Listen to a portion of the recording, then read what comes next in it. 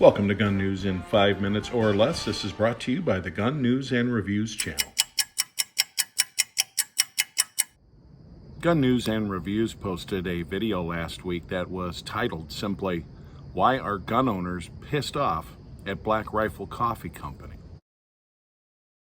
The purpose of that video was basically to just show that this is a thing, and part of it was I wasn't even aware of it. Apparently this was more of a lightning rod of a subject than I would have thought, and it generated a large number of comments on the channel, which of course we like to see. The comments basically fell into two categories, and I'll show some examples of each. Category one was, "I'm never going to buy that stuff again. Thanks for pointing it out. What a bunch of commies." Dustin says, "I was a subscriber and canceled my subscription after also doing my own research about Evan Hafer. As a combat vet, I wanted to support them. However, the money given to BRCC funds people, organizations, and agendas that are hostile to America and Americans." Also, this comment, "My father, son, and I used to really enjoy BRCC until they pulled this junk." Category number two, basically, was along the lines of, "You're not giving them a fair shake.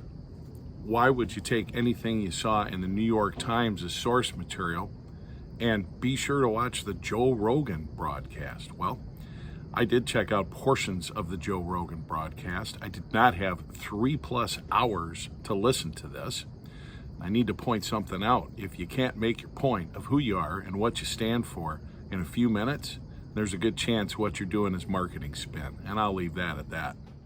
This other type of comment says, "You've just jumped on a mostly BS bandwagon. Saying we don't want racists as our customers is not calling their customers racist."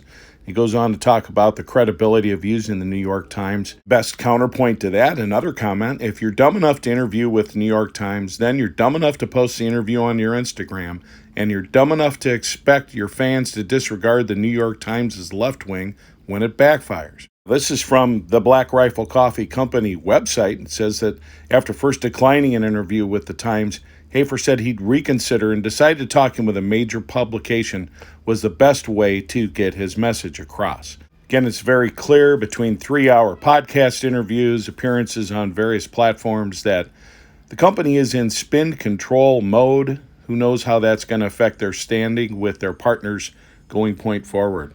The purpose and mission of this channel when it comes to gun news in 5 minutes or less is simply that, to bring you news about the firearms industry in 5 minutes or less.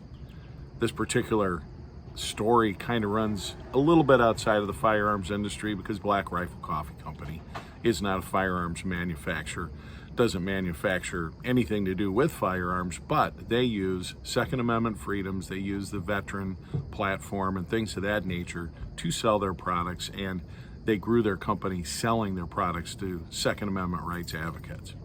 You do what you want, I'll do what I want, but as I mentioned before, I won't be wearing a Black Rifle Coffee Company t-shirt point forward in any videos, and I'll stand behind that.